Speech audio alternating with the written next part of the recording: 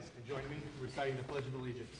I pledge allegiance to the flag of the United States of America and to the republic for which it stands, one nation, under God, indivisible, with liberty and justice for all. Thank you. Please be seated. I'll note the exits in the rear there, down a short corridor here. And I'll call for the order of the day. I move we open the public hearing. Is there a second? Wait, we have a community service award first. We have a public hearing first, and there's been a call for order of the day. No, that's wrong. Here. No. Oh, and Nancy put the other one in. Oh. Mr. Kamada's here, and he has to leave. Gentlemen, should we have do the public community service award first, notwithstanding the call for order of the day? Could I object to the order of day? And yes, we can do that then. Okay. We have with us Mr. Carmada. We'd like to thank him for, well, first of all, welcome to a Southeast Town Board meeting tonight. The date is September 23. It's Thursday evening. We have with us this evening Paul Carmada from Carmada Realty Investments. Mr. Carmada graciously, and his company graciously donated a heart defibrillator, if I'm saying that right, and to the town for use to resuscitate persons who may be experiencing cardiac or heart difficulties. So let's join Mr. Carmada this evening and present the award to him.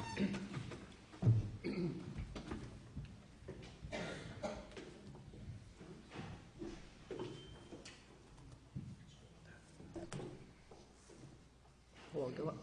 Go up. Sure. Thanks for joining me. My pleasure. Thank you all.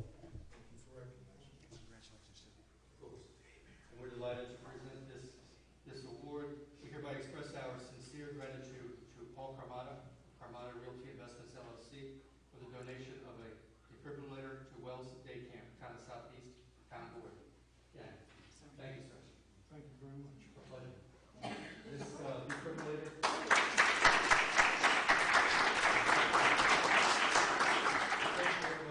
Run about $2,000, and you graciously donated one to serve the community. Yes, was asked. Nice to be in a position to respond in a positive way. Very good. I mean, it's all part of, I don't, as you know, many people know I don't live in Putnam County, but I spend most of my time in Putnam County, so it's about trying to be a good neighbor, so. Thank you very much. And if I could just add, how this came about was we had a need, and we didn't have it budgeted to buy a defibrillator for the Wells camp.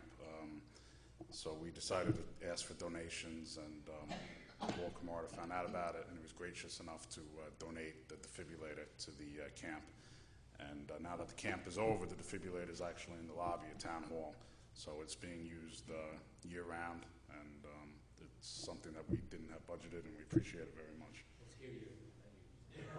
Exactly. Well, hopefully it's never going to be used, but yes, it is on call now here in Town Hall for in the daytime and nighttime, and hopefully it'll never be needed. But we appreciate that we do have it. If I could just say, I didn't do this to get the recognition, but I appreciate the town board recognizing me, so thank you very, very much. Of course. Okay. Appreciate it. Thank you very much.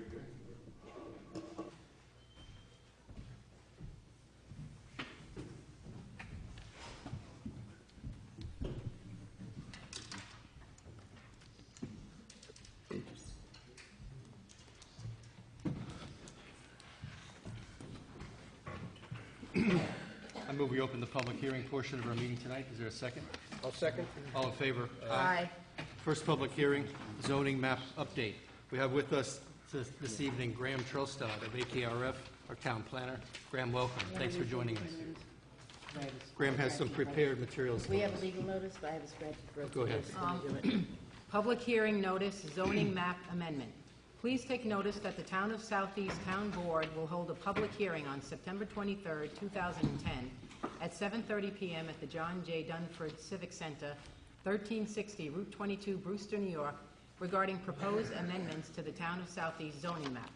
The proposed amendments are being considered to clarify zoning district boundaries throughout the town and to bring the zoning map into consistency with modern geographic information system, GIS, mapping technology.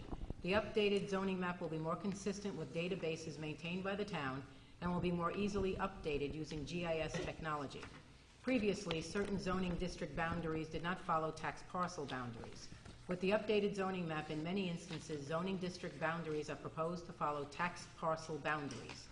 In some areas, zoning district boundaries are proposed to move to reflect current land use of a property. It is not anticipated that the proposed amendments would result in significant new development on any property or within any zoning district. In addition to the public hearing, the town would like to ensure that you have the opportunity to inspect the proposed zoning map in advance of the public hearing, and will make the map available on the town's website and in the office of the town tax assessor in Town Hall, 1360 Route 22, during the hours of 9 o'clock a.m. and 4:30 p.m., and the office of the zoning code enforcement officer, 1 Main Street, during the hours of 9 a.m. and 4:30 p.m. by order of the town board, Ruth A. Mazzy, town clerk. Go ahead, Graham. Thank you. For the record, I'm Graham Trelstad from AKRF. I'm the town planning consultant. And I do have a very brief presentation here, and it looks like the projector might be about to blow, so I'm going to try to make it as quick as I can. I want to emphasize tonight that the proposed modifications to the zoning map are really an administrative change. While the town board does have to approve these by local law, and that's why we're here for this public meeting, the proposed changes were initiated by a conversation between town staff and AKRF as a way to try to make better consistency between the tax assessor's database, between the zoning enforcement officer's database, between our records, and make it easier to update them. So while we do need the town board's approval, this action wasn't really started by the town board, and it's not an active policy. We're not looking to change zoning throughout the town.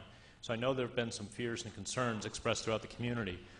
So I just wanted to make that clear. As I've outlined here, there are a few main purposes, and as Ms. Mazzy read in the notice, those same purposes are expressed to the community. We are using a newer or more up-to-date geographic information systems technology, whereas previous maps were created by hand or by some computer-assisted design. This really follows the latest technology in geographic information systems, which is technology that the town's tax assessor is using, technology that the building department and the code enforcement officer could use, technology that the town board could use. We'd like to integrate the zoning into the tax assessor's database to make her job easier, to make residents better understand what the value of their property is and how to control for that. We'd like to allow for easier updates. As new property databases become available from the county, as new subdivisions are created, it will become easier for us to update the zoning map so that it doesn't get out of date so fast. And we want to enhance the clarity of information so that you, as residents, as property owners, can go to the zoning map and can more readily understand what the zoning is. Previous zoning maps were not able to do so. What are we proposing? We're proposing to adjust district boundaries to follow tax parcel boundaries for the most part. There are a number of district boundaries that follow other natural features, such as stream corridors or ridge lines. To the extent that those are still useful, we've kept those boundaries. But I'll show you a couple instances where the older maps cut across or cut corners on district boundaries or property boundaries, but weren't intended to do so. We're minimizing the instances of split parcels. Split parcels are a problem in the tax assessor's database. It makes it unclear what the property should be valued at or zoned, and so we're trying to minimize the use of those. We've adjusted certain district boundaries to reflect current land uses or desired land uses. So while I've said that we haven't changed zoning designations for parcels, that's largely the case. There are a few instances, and I'll point out a few, where we have adjusted the district boundaries to reflect either the current land use or what we project to be the desired land use. And we've also added a more accurate mapping of the ridgeline overlay. The ridgeline overlay is a concept that was introduced to the zoning a number of years ago, and it was defined in the code and mapped. But the way I was able to map it way back when, by hand, was not really reflective of the actual areas covered by that. So this modification actually expands the area of ridgeline protection and expands the areas where the planning board would look at new development projects to make sure that they're compatible with the views and the scenic nature of the town.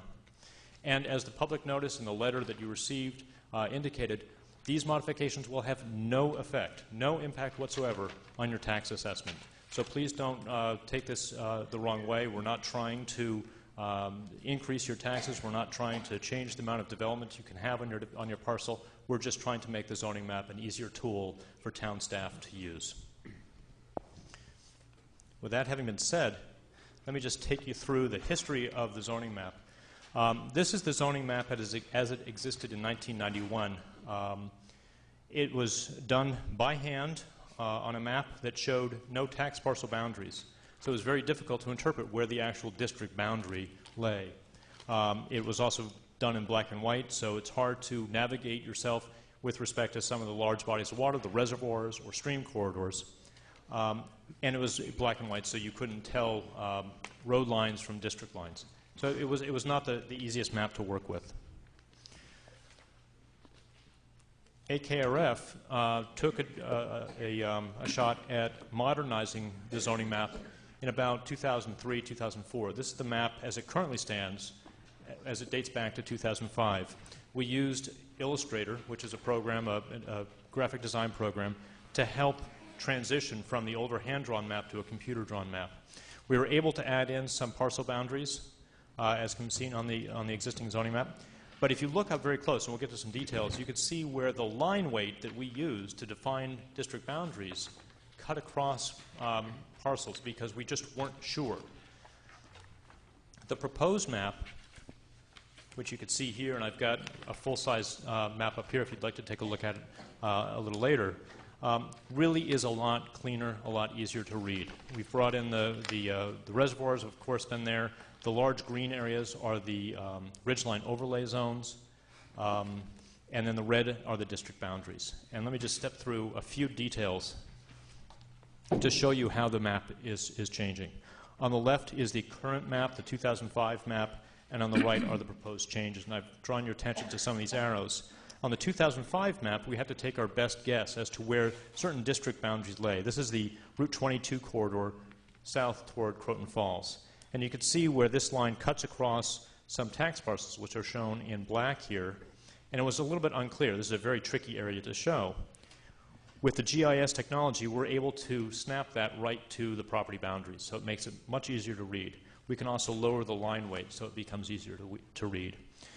Up here, this district boundary appears to follow the path of the Croton River. So some of the land that's actually New York City watershed land is zoned for RMF, residential multifamily. This is across from Reed Farm. What we propose is to bring that RMF boundary back to what we believe it really should be, which are those parcel boundaries, leaving the stream corridor in the broader R160 district. Okay, so we're not proposing to develop right next to the stream with multifamily. We're proposing that that should be zoned the R160 and treated as that fragile land that it is. The next detail I'll show is just a little bit northeast of here. Here's the Reed Farm development. The current zoning map shows a zoning district line that cuts through the back of that property as it faces Guinea Road, which follows right along here. And I believe the intent of that district to include some R60 zoning along the back half of that property is to buffer the single-family homes along Guinea Road from the multifamily development at Reed Farm. Now that that's been developed, there's really no need for that boundary anymore, and it's more proper to have that entire parcel, which is the residential multifamily, to be zoned as such. There's no